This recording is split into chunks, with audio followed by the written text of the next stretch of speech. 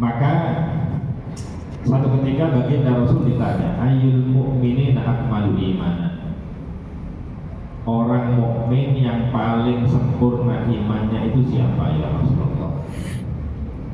Rasul kemudian menjawab, ahsanuhum khuluqan ma'a ahli, adalah orang yang terbaik memperlakukan keluarganya atau istrinya.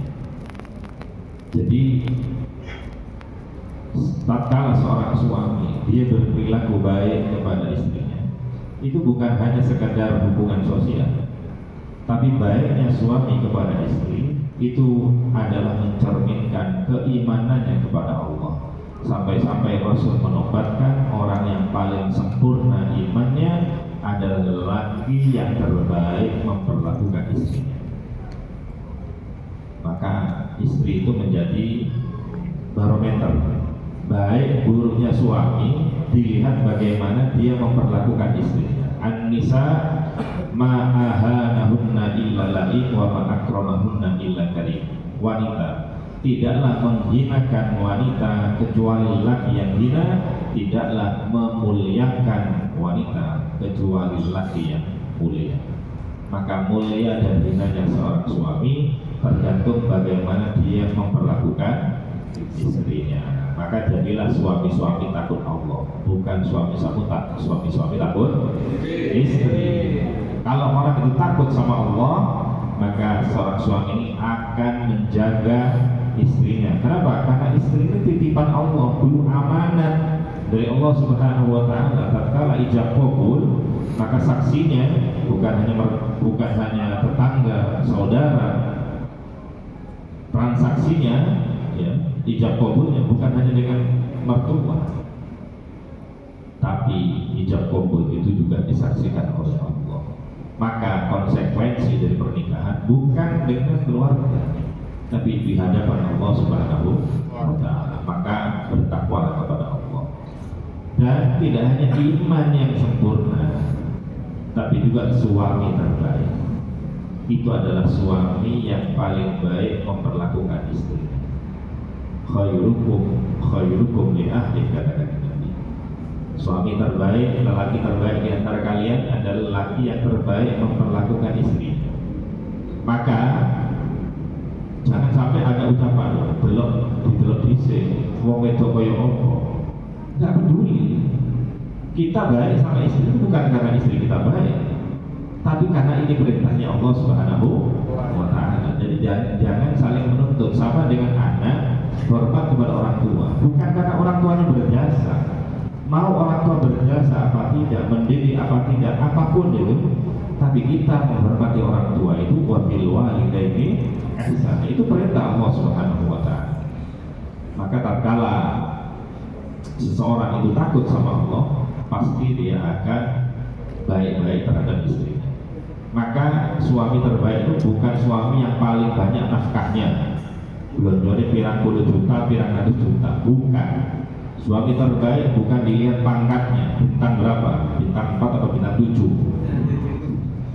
Suami terbaik bukan suami yang paling luas sawahnya, paling banyak sapinya, bukan.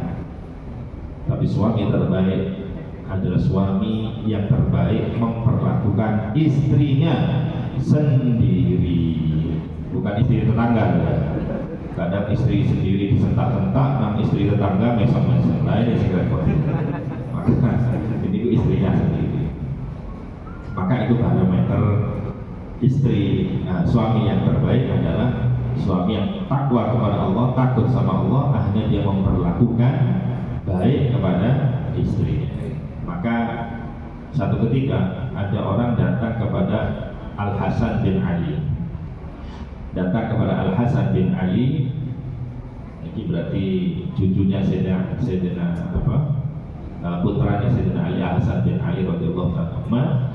Dia curhat, wahai Sayyidina Hasan, innali bintan, saya punya anak perempuan. Faman taro'an uzawwijaha lahu. Kira-kira menurut pendapat panjenengan, dengan siapakah anak atau putriku ini akan aku kawinkan? Milih sing nopo, pilih sing paling sugih, sing paling ganteng, si paling tinggi jabatannya, paling besar gajinya, nopo ya nopo. Maka katanya Al Hasan bin Ali, beliau menjawab, zawwijha mimman yattaqillah. Nikahkan putrimu dengan pria yang dia takwa kepada Allah Subhanahu wa taala. Kenapa kalau demikian? Fa in ahabbaha akramaha. Kalau menantumu itu cinta sama putrimu, maka dia pasti memuliakan putrimu. Wa in abghadaha, tapi kalau menantumu itu lagi marah sama putrimu, lam yadlimha, maka dia tidak sampai KDRT, dia tidak sampai menggoliminya. Maka ukurannya namanya orang berkeluarga, ya kadang ada cinta, ada benci. Kalau dia cinta dia muliakan, kalau benci minimal dia tidak sampai KDRT. Itu kalau orang yang takwa sama Allah. Kenapa? Karena kalau dia takwa sama Allah, takut kepada Allah, maka istri itu amanat dari Allah. Dia tidak akan berani untuk KDRT, tidak akan berani untuk menyakiti istrinya, karena itu amanat dari Allah Subhanahu wa taala. Maka kalau milih menantu, pilihlah yang bertakwa. Bertakwa itu apa? Apa yang kemana-mana pakai baju takwa? Bukan. Ya minimal itu didelok salate, posone yo nopo, terus akhlaknya gimana? Ya itu sudah. Bukan gajinya seberapa, sawai sak piro, wedhuse sak piro, sakine sak piro. Ya. Maka tadi yang disampaikan tadi Nabi, khairukum ya ahli wa ana khairukum ya ahli. Terus kan Nabi, aku gak ngomong kok, aku ini contoh nih, aku adalah lelaki atau suami terbaik memperlakukan istri. Nah, kalau seorang suami baik memperlakukan istri, ya, memperlakukan anak istrinya, keluarganya, nah perlu diketahui bahwa baginda Rasulullah SAW bersabda, dinarun anfaqtahu fi sabilillah, hadis riwayat Muslim ya. Satu dinar yang kamu infakkan di jalan Allah, wa dinarun anfaqtahu fi raqabah, satu dinar yang kamu gunakan untuk memerdekakan budak, wa dinarun tasaddaqta bih ala miskin, satu dinar yang kau berikan kepada fakir miskin, wa dinarun anfaqtahu ala ahli, dan ada satu dinar yang kamu berikan kepada anak istrimu, a'dhamuha ajran, yang paling besar pahalanya, alladzi anfaqtahu ala ahli, yaitu dinar yang kamu berikan, yang kamu belanjakan untuk anak istri. Maka sedekah itu bukan hanya memberi kepada fakir miskin, memberi kepada pondok pesantren dan madrasah, bahkan nafkah panjenengan, makanan yang menjadi santapan sehari-hari yang kemudian masuk ke dalam mulut istri dan anak, itu juga terhitung sedekah berpahala dari seorang suami. Tapi ingat, memahami hadis ini dari wong Jawa, ngono yo ngono tapi ojo romo ana hadis iki paling kakak numpang belas. Ono madrasah kakak numpang, ono pondok pesantren kakak numpang misbah. Sing terbaik dari pengajian ibu adalah dinar yang dinafkahkan kepada anak istri ibu, nama asli. Yo so. Jadi ngono yo ngono tapi ojo. Apa maneh medit nang awake dhewe. Medit nang keluarga. Kadang rioyo itu loh, ada orang cerita, ada seorang bapak-bapak tuku klambi anyar celana kami awal diri anaknya gak ditukok nopo jadi ditukok. Masya Allah, loh hadis ini disampaikan ya.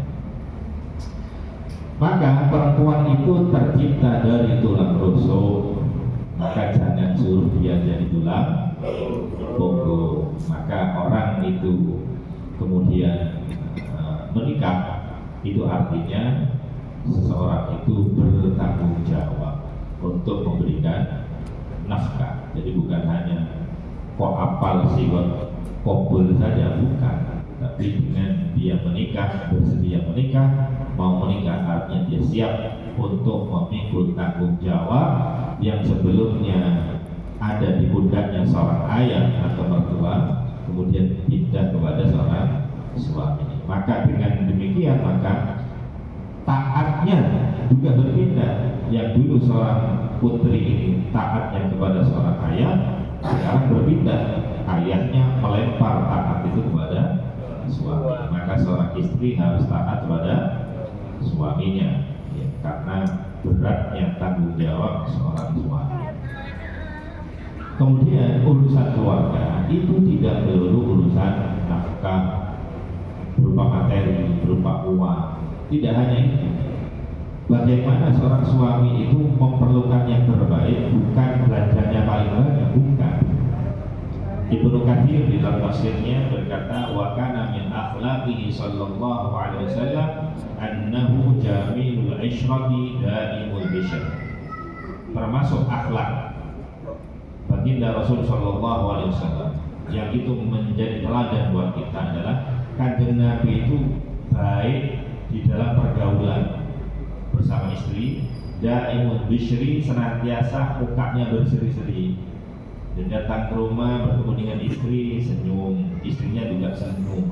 Nah yang seperti itu ya sing krosok baiti jannah, di rumahku surgaku.